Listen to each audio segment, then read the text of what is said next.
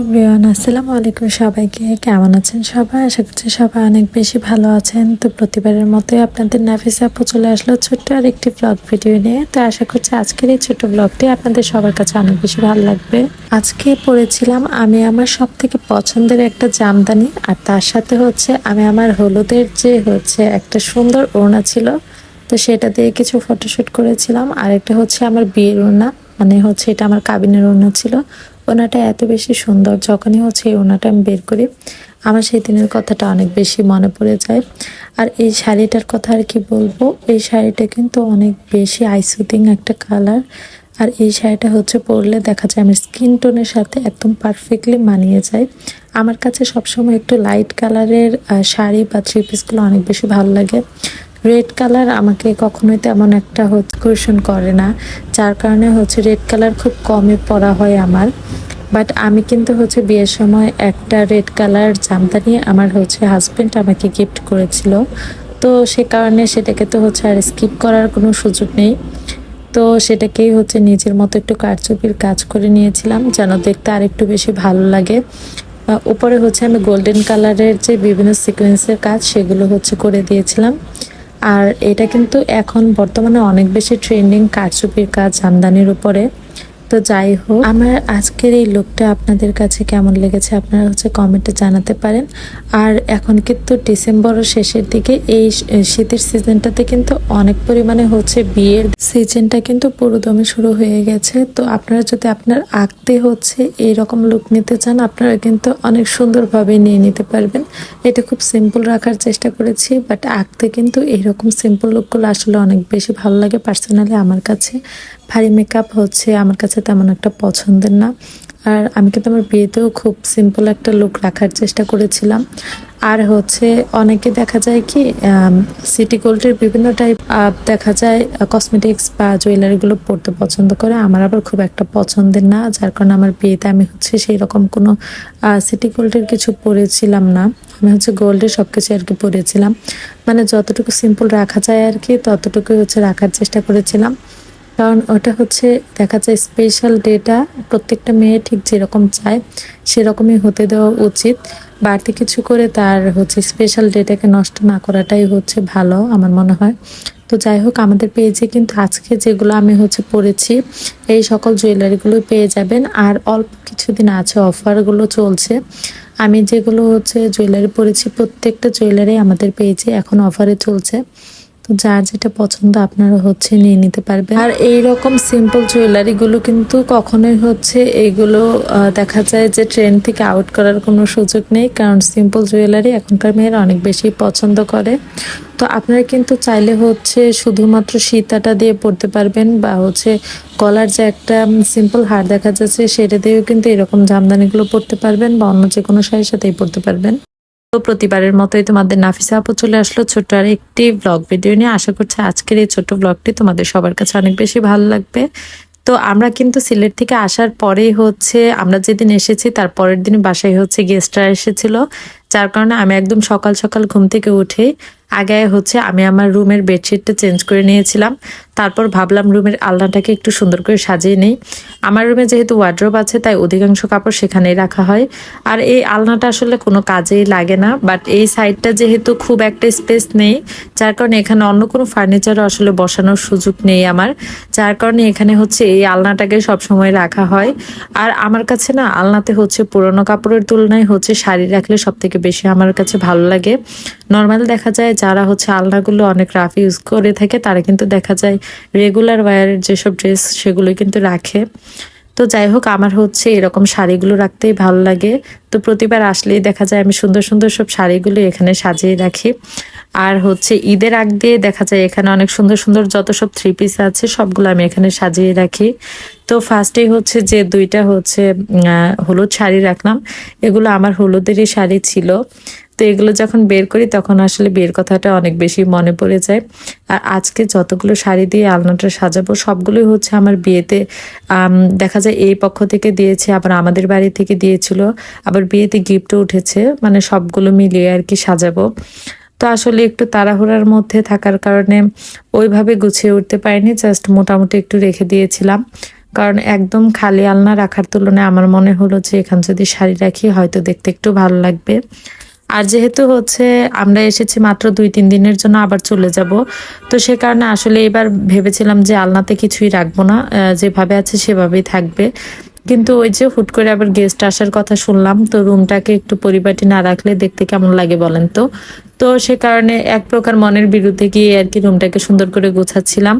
আবার কষ্ট লাগছিল যে 2 দিন পর সবকিছু আবার হচ্ছে রেখে যেতে হবে, কারণ হচ্ছে বাইরে রেখে গেলে তো ধুলায় একদম অন্ধকার হয়ে থাকে সবকিছু।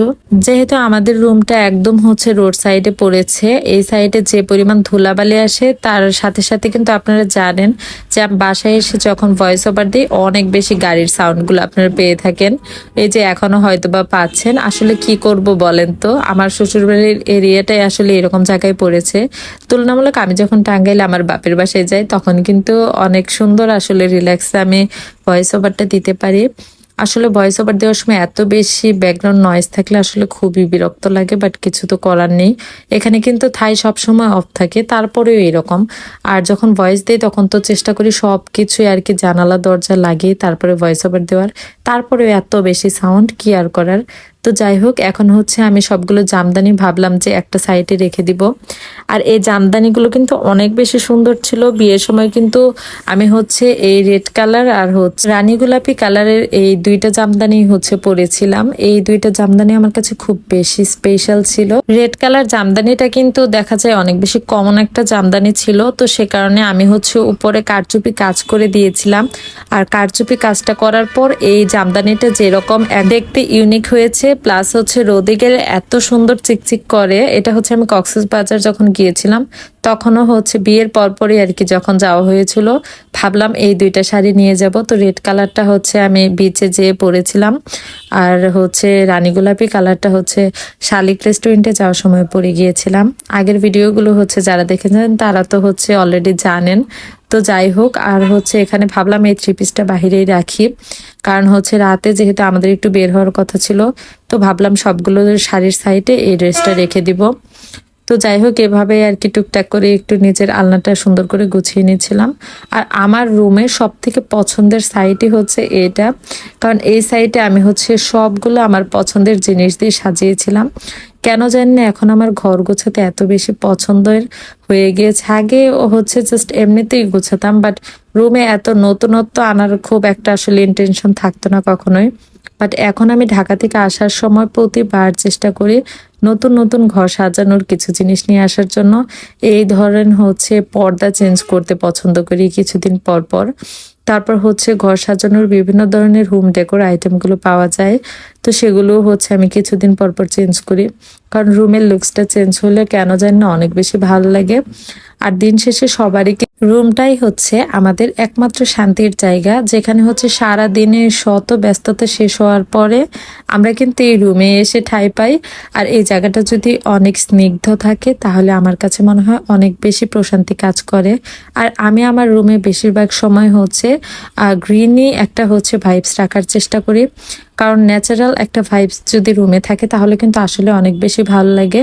অনেকে আর্টিফিশিয়াল বিভিন্ন টাইপের বা বিভিন্ন রঙের আর কি গাছপালা রাখতে পছন্দ করে, বাট আমার কাছে গ্রিন কালার মানে এরকম একটা হচ্ছে কালার থাকলে দেখতে কেন জানি না অনেক বেশি শান্তি শান্তি লাগে। বর্তমানে কিন্তু ভাইরাল একটা হচ্ছে গাছ, দেখতে কিছুটা কলা গাছের মতো, তো এই গাছগুলো কিন্তু অনেক বেশি ভাইরাল। তো আমি ভাবছি আমার রুমের একটা সাইড হচ্ছে খালি করেছি, তো ওই কর্নারটা আমি সাজাবো ওই গাছগুলো এনে। তো ওইটা হচ্ছে নিউ মার্কেটে দেখলাম যে 1300-1400 টাকা করে, আবার এই সাইডও সেম প্রাইস, তো ভেবেছি এখান থেকেই কিনবো। আর যেহেতু এখানে খুব একটা থাকা হয় না, তো দেখা যায় যে প্রত্যেকবার আসলেই কেন যেন না আমার মনে হয় নতুন কিছু করা উচিত। আর এখন যে শাড়িটা দেখাচ্ছি আপনারা হয়তো দেখে বুঝতেই পারছেন, এটা হচ্ছে বিয়ের শাড়ি ছিল। এই শাড়ি নিয়ে কত কাহিনী যে হয়েছে কি আর বলবো। তো আমি হচ্ছে গোল্ডেন থিমের মধ্যে পরতে চাচ্ছিলাম, বাট সবাই চাচ্ছিল রেড কালার পরার জন্য, বাট কেন জানি না আমার একেবারে ইচ্ছে হচ্ছিল না। তো তারপর আর কি আমি হচ্ছে এই কালারটাই চুজ করেছিলাম, সবার বিরুদ্ধে যে আসলে এই শাড়িটা আমি পছন্দ করেছিলাম। এটা নিয়ে কত যে কাহিনী হয়েছিল। তো যাই হোক, আমার কাছে এই শাড়িটা আসলে পার্সোনালি অনেক বেশি ভালো লেগেছিল। আর বিয়ের পর থেকে পরবর্তীতে আসলে আর কখনো এটা পরার আমার সুযোগ হয়নি। ভেবেছি নেক্সট যদি কারো বিয়ে ক্ষেত্র তখন হচ্ছে আমি এই শাড়িটাই পরে যাব। তো যাই হোক, আর আজকে যে একটা শাড়ি পরে আমি যে কাজকর্মগুলো করছি এই শাড়িটাও কিন্তু আমার অনেক বেশি পছন্দের। আর এই শাড়িটাও কিন্তু বিয়েতেই গিফট পেয়েছিলাম। আসলে বিয়েতে না যত টাইপের গিফট উঠুক না কেন, মেয়েদের কাছে মনে হয় এরকম শাড়ি টাইপ আইটেমগুলো যদি কেউ গিফট করে এটা হচ্ছে সব থেকে বেশি পছন্দের। আর হচ্ছে আমার রুমের একটা সাইডে কিন্তু ফ্রেম টাইপের একটা হচ্ছে লোগো দেখা যাচ্ছে পিছনে।